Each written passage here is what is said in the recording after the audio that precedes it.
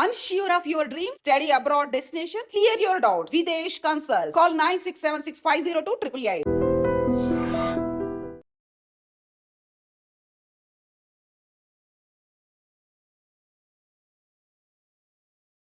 Hi hello నమస్తే welcome back to iDream Media. ఈరోజు మనతో ఉన్నారు AMFI certified mutual fund distributor అయిన బొనిగల సొలొమన్ గారు. ముఖ్యంగా స్టాక్ మార్కెట్లో సెన్సెక్స్ యొక్క జర్నీ ఏ విధంగా బిగిన్ అయ్యింది, ఇప్పుడు రైట్ నో దాని పరిస్థితి ఏ విధంగా ఉంది, ఎలాంటి ఈవెంట్స్ దాటుకొని ఈ రేంజ్కి వచ్చింది అని తెలుసుకుందాం సార్ మాటల్లో.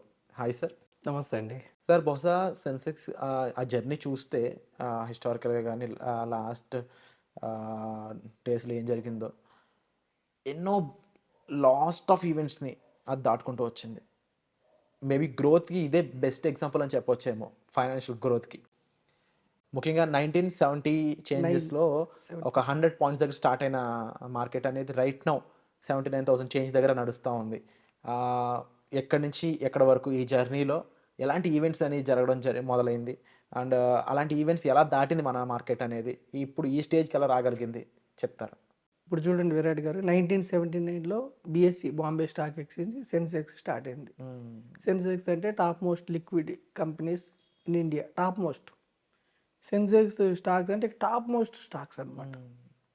100 పాయింట్లు ఈరోజు సుమారుగా 78,800, అంటే సుమారుగా 79,000.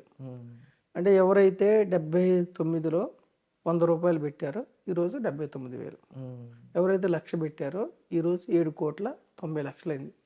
ఎన్ని ఒడిదుడుకులు ఉంటే కూడా ఎంతకాలం ఈ జర్నీ అంటే సుమారుగా 45 ఏళ్ళు. ఓకే, 40. అయితే విరాట్ గారు, ఇక్కడ ప్రజల నుంచి మనకు వచ్చేది ఏంటంటే 45 ఏళ్ళు అంటే లాంగ్ పీరియడ్, జీవితంలో ఎప్పుడు ఎంజాయ్ చేయాలి ఏమిటి అంటారు. అయితే మనం దీనికి ఏం చెప్తున్నామంటే, మనం 45 ఏళ్ళు లాంగ్ పీరియడ్, 90 నుంచి తీసుకుందాం సుమారుగా. అసలు 1990 అంటే ఒక 34 ఇయర్స్. 34 ఇయర్స్లో 90లో సెన్సెక్స్ 1000 పాయింట్లు, ఈరోజు 80,000 సుమారుగా. 79 అంటే 80,000. మొన్న ఒక 4-5 నెలల క్రితం వరకు 86,000కి కూడా వెళ్ళి మళ్ళీ డౌన్ అయింది. 80,000 అంటే ఎవరైతే 1990లో 1,00,000 రూపాయలు ఇన్వెస్ట్ చేశారో, ఎన్ని ఒడిదుడుకులు ఉంటే కూడా ఈరోజు 80 లక్షలు, 80 రెట్లు పెరిగింది సెన్సెక్స్. 15% సుమారుగా అటు ఇటుగా CAGR, compounded annual growth rate. మరి ఎప్పుడు ఇలాగే పెరుగుతుందా విరాట్ గారు? ఉత్థాన పతనాలు అంటే సెన్సెక్స్ పెరగటానికి, మార్కెట్ పెరగటానికి అనుకూలించిన విషయాలు పడటానికి కొన్ని పరిణామాలు అవి మనం చూసుకుందాం. అంటే జనరల్గా ఏమిటి, అసలు భారతదేశ మార్కెట్, స్టాక్ మార్కెట్ అంటేనే ఇండియన్ ఎకానమీకి సూచిక, భారతదేశ ఆర్థిక వృద్ధికి సూచిక. టాప్ మోస్ట్ సెన్సెక్స్ అంటే టాప్ మోస్ట్ లిక్విడ్ స్టాక్స్. ఇంకా మిడ్ స్మాల్ ఇన్వెస్ట్ చేసి ఉంటే ఇంకా ఎక్కువ వస్తాయి. కాబట్టి టాప్ మోస్ట్ 30. ఈ క్రమంలో అసలు ఏమి జర్నీ, ఏమేమి జరిగినాయి ఒక 20, అంటే మనకి గూగుల్లో చూసుకుంటే కూడా వస్తాయి ప్రజలకి. కాకపోతే మనం ఫినాన్షియల్ ఎడ్యుకేషన్, మన ఐడ్రీమ్ ద్వారా ఆర్థిక జ్ఞానం, ఫినాన్షియల్ లిటరసీ ఉంటే ఎక్కడ ఇన్వెస్ట్ చేయాలి, ఏవి రైట్ అసెట్ క్లాసెస్. ఎంతోమంది ఎంతో చదివి కూడా ఫినాన్షియల్ లిటరసీ లేకపోవటం వల్ల పెద్ద పెద్ద డాక్టర్స్ కూడా అప్పుల్లో ఉంటున్నారండి, పెద్ద పెద్ద సాఫ్ట్వేర్ ఇంజనీర్స్ కూడా అప్పుల్లో ఉన్నారు. Lack of financial awareness. Asset, ఈ సెన్సెక్స్ ఈ యొక్క ఎసెట్ ఏ విధంగా వెల్త్ క్రియేట్ చేసింది చూస్తే, 1990 నుంచి 91 మధ్యలో సెన్సెక్స్ 1000 పాయింట్లు దాటింది. ఓకేనండి విరాట్ గారు.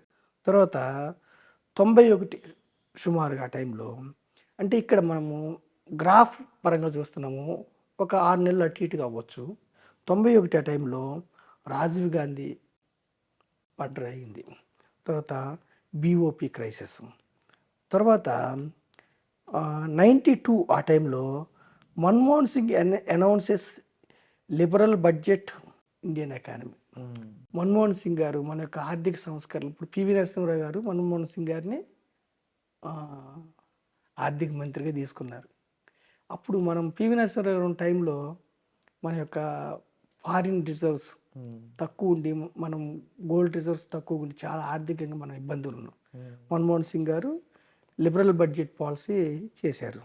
తర్వాత 91 to 93 మధ్యలో హర్షత్ మెహతా స్కామ్ వచ్చింది. మ్మ్. 93లో బ్లాస్ట్, ముంబై బ్లాస్ట్. జనరల్గా ఏ దేశంలో బ్లాస్ట్లు జరిగితే మార్కెట్స్ మ్మ్.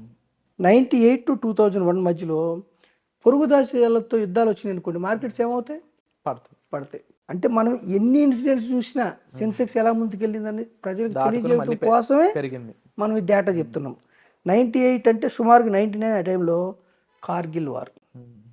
మన వాజ్పేయి గారి గవర్నమెంట్లో ఎన్డీఏ విన్స్, అటల్ బిహారీ వాజ్పేయి గారు గెలిచారు. తర్వాత కార్గిల్ వార్, ఓకేనా.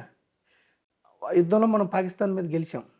ఆ, తర్వాత 2001కి ముందు టెక్నాలజీ బూమ్. మ్మ్.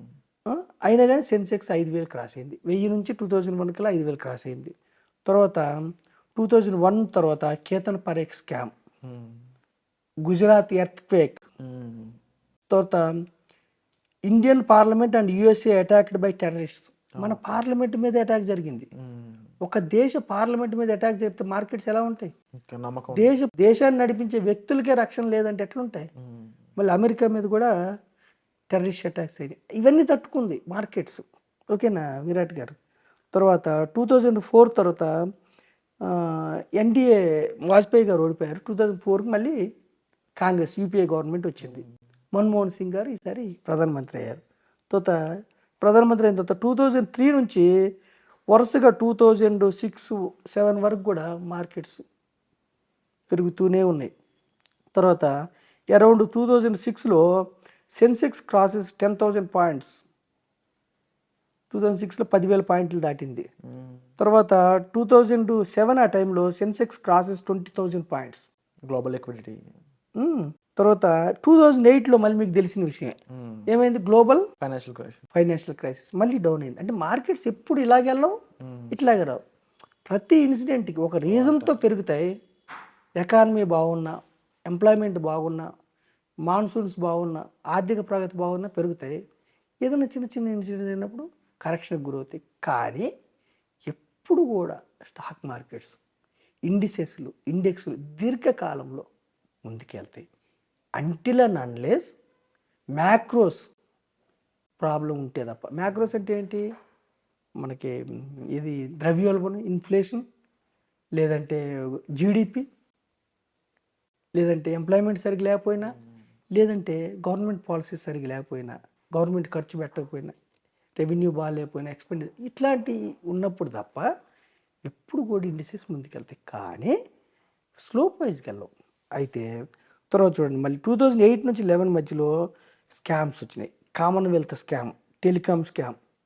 యూపీఏ గవర్నమెంట్లో అప్పుడు సుక్రామ్ అని టెలికామ్ స్కామ్స్ వచ్చినాయి విరాట్ గారు. ఆ స్కామ్స్ అప్పుడు మళ్ళీ మార్కెట్స్ డౌన్ అవుతాయి. తర్వాత మళ్ళీ 2009లో యూపీఏ విన్స్ సెకండ్ టైం. అయినా కానీ 2013 వరకు మళ్ళీ ఒడిదుడుకులు ఎదుర్కొంది. మళ్ళీ 13 తర్వాత 2014లో NDA wins, Shri Narendra Modi becomes PM. అప్పుడు కూడా తర్వాత కూడా మళ్ళీ వెంటనే పెరగలేదు, కొంచెం దిద్దుబాటుకు గురైంది. డిమానిటైజేషన్ 2014 నరేంద్ర మోడీ గారు గెలిచిన తర్వాత డిమానిటైజేషన్.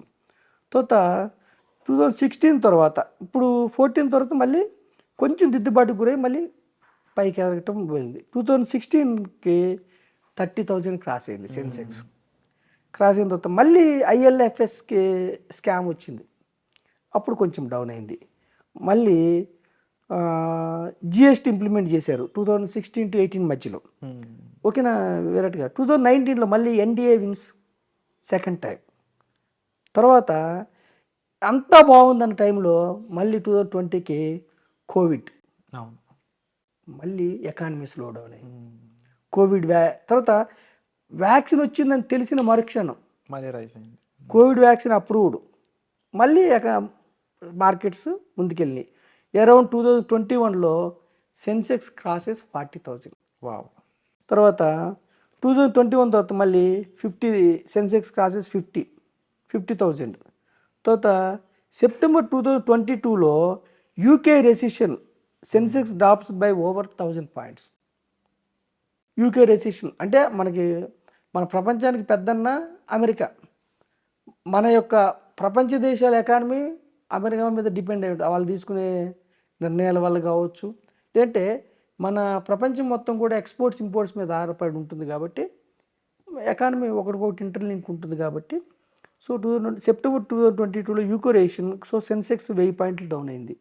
మళ్ళీ 2022లో రష్యా ఉక్రెయిన్ కాన్ఫ్లిక్ట్ అప్పుడు 2700 పాయింట్స్ రష్యాతో ఉక్రెయిన్ యుద్ధం స్టార్ట్ అయ్యి అప్పుడు ఏమనుకున్నారంటే ఆ యుద్ధం అక్కడతో ఆగదు, ప్రపంచ దేశాలు అంటే ఉక్రెయిన్కి సపోర్ట్ అమెరికా, యూరోప్ కంట్రీస్ ప్రపంచ యుద్ధం అవుతుందేమో అని 2007 పాయింట్స్ అయింది.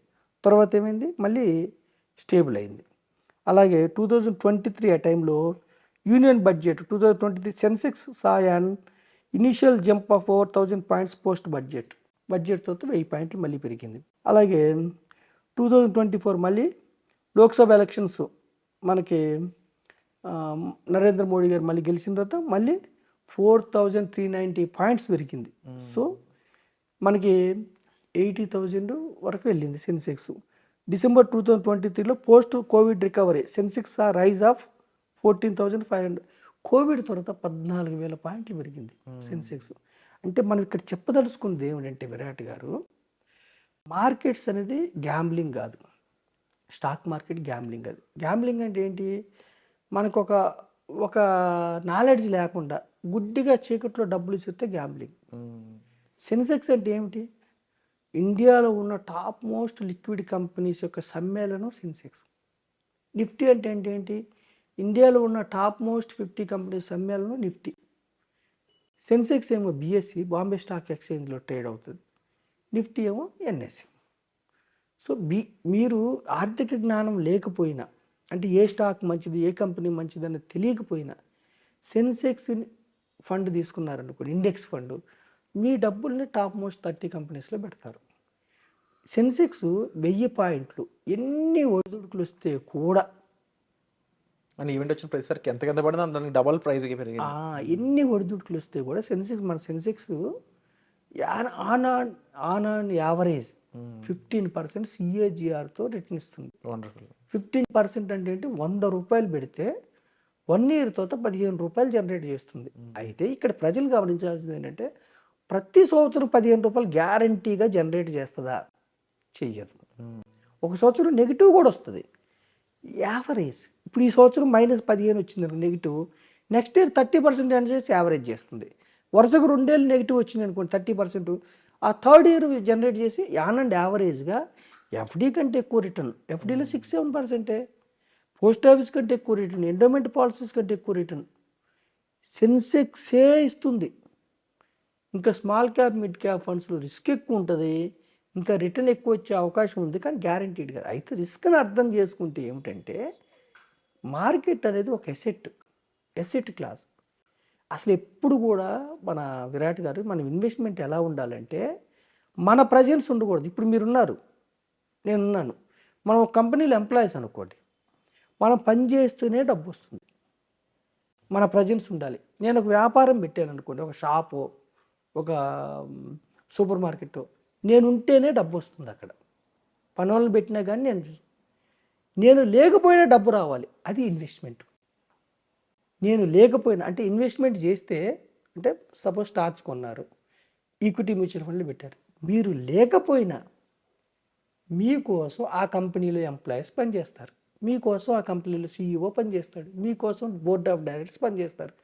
అంతిమంగా కంపెనీకి లాభాలు వస్తాయి. ఇప్పుడు SBI బ్యాంకులో షేర్ కొన్నారు, SBI స్టాఫ్ అంతా షేర్ హోల్డర్స్ కోసం పనిచేస్తారు, వాళ్ళేమో జీతం కోసం పనిచేస్తారు, కానీ అంతిమంగా SBI బ్యాంక్ లాభం వస్తే షేర్ హోల్డర్స్ లాభం వస్తుంది. అంటే ఇన్వెస్ట్మెంట్ అంటే ఏమిటంటే నేను ఉండవసరంలా డబ్బును సమకూర్చి పెట్టాలి. డబ్బుని సమకూర్చి పెట్టాలంటే ఆర్థిక జ్ఞానం ముఖ్యం, ఫైనాన్షియల్ లిటరసీ ముఖ్యం. మనం ఆ ప్రయత్నం చేస్తున్నాం, ఫైనాన్షియల్ లిటరసీ ఇవ్వడానికి మనం iDream ద్వారా ప్రయత్నం చేస్తున్నాం. తప్పకుండా మీరు చెప్పిన ఈ ఈవెంట్స్ అన్ని చూసిన తర్వాత ప్రతి ఒక్కరికి అర్థం అవ్వాల్సిన విషయం, ఒక బౌన్స్ బ్యాక్ అనేది మన మార్కెట్స్ అనేవి చాలా క్లియర్గా ఎక్స్ప్లెయిన్ చేస్తూ ఉన్నాయి. అండ్ డెఫినెట్లీ మోర్ దెన్ ఈ FD, more than post office, more than any other financial investments కంటే కూడా ఒక సెన్సెక్స్లో ఇన్వెస్ట్ చేయడం అయి ఉండొచ్చు, ఈక్విటీ మ్యూచువల్ ఫండ్స్లో ఇన్వెస్ట్ చేయడం అనేది జనాల్ని ఎంతో ఉత్తీర్ణత వైపు తీసుకెళ్తూ ఉంటుంది ఫైనాన్షియల్గా. సో దానికి సంబంధించి ఎన్నో వివరాలు మనకి ఎపిసోడ్స్ ద్వారా సొలొమోన్ గారు అందించడం జరుగుతుంది. స్టిల్ మీకు ఇంకా డౌట్స్ ఉన్నట్లయితే మీ పర్సనల్ ఫైనాన్షియల్ గోల్స్ని రీచ్ అవ్వడానికి ఎటువంటి ఫండ్స్ మీకు కావాలి తెలుసుకోవాలనుకున్నట్లయితే డిస్ప్లే అవుతున్న నెంబర్స్ కాల్ చేసి మీరు సార్తో సంప్రదించవచ్చు. Thank you so much sir. Thank you అండి విరాట్ గారు.